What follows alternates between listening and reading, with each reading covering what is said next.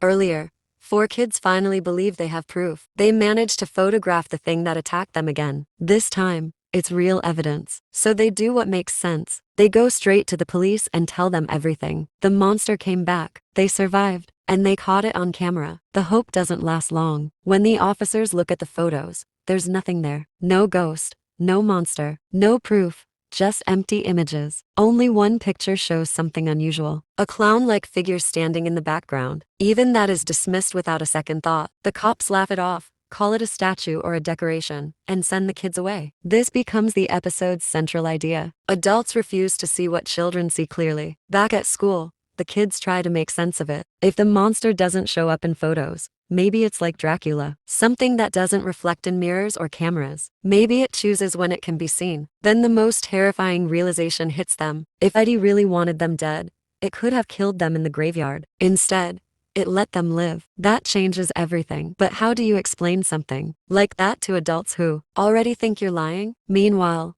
Lily starts digging into Derry's history. She visits the old caretaker, who has been around for decades, hoping for answers. What she hears is unsettling. About 30 years ago, children disappeared back then too. A lot of them. But the town explained it away. People were poor, and everyone convinced themselves the kids ran off to find work or escape their lives. The caretaker tells Lily that what's happening now doesn't line up perfectly with the past. But that doesn't mean she should stop looking. If you have good friends, you can survive anything. Elsewhere, Charlotte spends time with Rose, the woman who keeps delivering furniture to her house. Over coffee, the conversation turns uneasy. Charlotte finally asks what's been bothering her. Why do so many children go missing in this town? Rose gives the most Derry answer possible. She says Derry is a wonderful place, but sometimes things happen. She tells Charlotte to stay alert, to be careful, and casually leaves her phone number behind. Across town, Dick Hallorann and his friends finally find a place they can call their own. For them, it isn't just somewhere to hang out. It's safety. A space where they won't be harassed or chased away. But before they can enjoy it, they're given one instruction: clean it first. Back at school, the kids are shown a video explaining what to do if a nuclear bomb drops. The solution is simple: hide under something. Pull in like a turtle. Soon, Charlotte discovers something that shakes her even more. She learns that Will has been secretly helping Ronnie, trying to get her father released from jail. Then she finds out that Eddie attacked them. Panic takes over. Charlotte forbids Will from meeting his friends and orders him to come straight home after school. That night, she talks to Hanlon and casually mentions that Will might like a girl named Ronnie. Hanlon doesn't ask who she is. Instead, he hints that the girl is black. The next day, Hanlon and Will go to fishing, trying to reconnect. For a brief moment,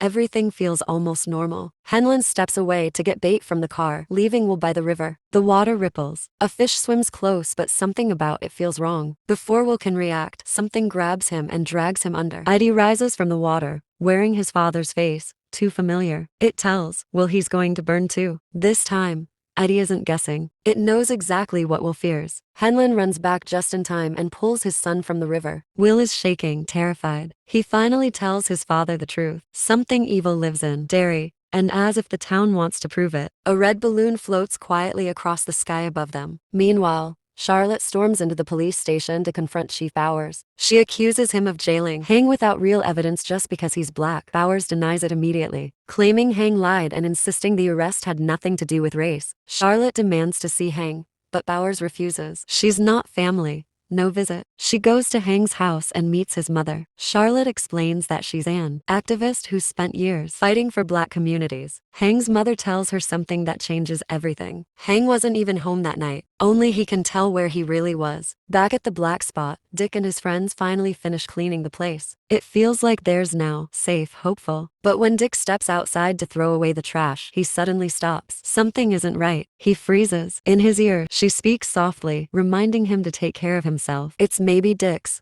grandmother. Because his grandmother also had shine, which mean what he's seeing might not be a hallucination at all. It could be real. Just then, Hanlon storms in, furious and desperate for answers. Something attacked his son earlier that day, and he's done with secrets. He demands to know what they're digging for in this town and what's really going on. But Dick doesn't have the answers he's looking for. He tells Hanlon the truth. He's no different from him. He just follows orders. Nothing more. Later, Will finally opens up to his friends. He admits that he's always had nightmares about his father, dreams where his dad's plane explodes in battle and he burns alive. And somehow, Id used that exact fear against him. That's when the terrifying question hits them all. How does IT know? How does it understand what terrifies them the most? And if it's powerful enough to kill them anytime it wants, why doesn't it? Then Wolf figures it out. When humans or animals feel fear, their bodies release chemicals, fear hormones into the blood. Some predators actually crave that taste. That's why they scare their prey first, to make the meal sweeter. Maybe ID does the same thing. If that's true, then fear isn't just a weakness. It's the bait. The group realizes they can't just stop being afraid. But Lily comes up with an idea. She steals her mother's pills and shares them with the others. Whenever her mom gets anxious, she takes one and says all her fear disappears. The plan is simple. If things get weird, they take the pills. Around that same time, Lily's class studies parasitic worms, creatures that crawl inside snails and control them, stretching their eyes until they look monstrous. Meanwhile, Charlotte heads back to the police station. This time, she doesn't come empty-handed. She brings a signed letter demanding legal help for Hank, the officer. At the desk tries to shut her down again, until Charlotte mentions one name that changes everything. At that moment in history, President John F. Kennedy was publicly supporting civil rights for Black Americans. The officer's tone changes instantly, and Charlotte finally gets permission to see Hank. Inside the cell, she promises him she can get him out on bail, but only if he tells her the truth. Where was he that night? Hank hesitates before finally speaking. He admits he was with a married woman. And worse, she was white. In that time, such a thing wasn't just forbidden, it was deadly. If anyone found out, Hank would be lynched, and the woman's husband would likely do it himself. Meanwhile, General Cho discovers that Rose has been lying to them. The so-called sacred place she directed them to is completely empty. She's been leading them in circles on purpose. Cho realizes that ID's cycle is nearing its end, and soon the creature will retreat underground once again. He orders his men to question the Native Americans directly. These people are the original keepers of the land, and they've carried this knowledge far longer than Derry has existed. Back at school, March sits down to lunch with Lily, pretending to be friendly. She tells Lily that a boy named Tim likes her and encourages her to go talk to him. But it's all a setup. Pettycake's cruel idea. The plan is simple. Lily approaches Tim, and he humiliates her in front of everyone. The twist? March already regrets it. Just as she's about to confess, something horrifying happens. Her eyes begin to bulge out like a snail's, unnatural and grotesque. Terrified, March runs into the lab and smashes one of her own eyes. What happens next is beyond disturbing. When Lily arrives,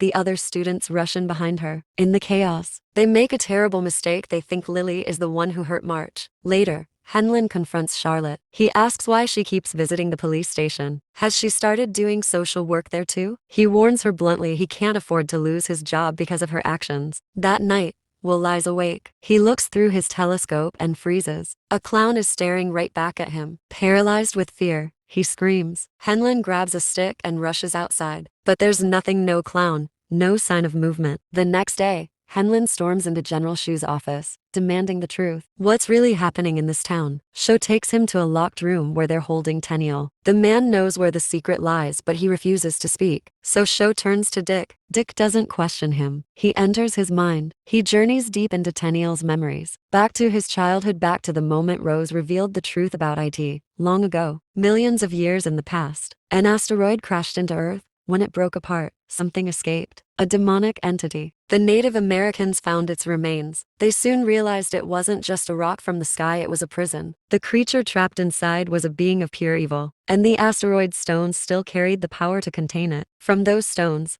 their ancestors forged a dagger, a sacred weapon meant to protect their people from the darkness. They called the creature Galu. For generations, the story of Galu was passed down not as legend, but as a warning. Evil doesn't die. It waits. The tribe lived peacefully along the edge of the forest, always respecting the boundary. They never crossed into Galu's domain. The forest wasn't just land. It was a line that marked safety from horror. Then the Europeans arrived. They ignored the old warnings, claiming the land as their own. They hunted in the forest, built their homes there, and slowly became the hunted. One by one, the monster took them, growing stronger with every soul. Seski, the tribe's war chief, understood what was happening. One dagger wasn't enough anymore. The monster had changed, and the only way to survive was to abandon the land. But Nikani refused to run. She took the sacred dagger and entered the forest, determined to find the place where the asteroid had first fallen. She believed she could forge new weapons from the same stone. Seski and the others followed her, though they carried no arms to defend themselves. The creature appeared before them, shifting its shape into the deepest fears of each warrior. One by one, It killed them. Seski fell next. At the last moment, Nikani returned. Her presence drove the monster back, but she was too late to save her chief. Overcome with grief, she ventured into the forest once more. She found the ancient cave and broke pieces off the asteroid itself, using them to create powerful stones. Instead of hunting the creature, she changed the tribe's approach. The stones were planted around the forest, forming a boundary that Galu could never cross. From that day on, the tribe made a vow: the stones would be guarded for all generations. If the boundary was ever broken, the monster would rise again. In the present day, Dick pulls himself out of Tenniel's mind. The truth finally makes sense. He looks at Tenniel and asks the only question that matters: where are the stones? Tenniel points toward a nearby house. The stones are hidden there. That's when it all clicks. The house Tenniel described is the same one from the IT movies. The place where everything began and everything ends. And that's where episode 4 of Welcome to Derry ends. Thank you so much for watching. Don't forget to subscribe.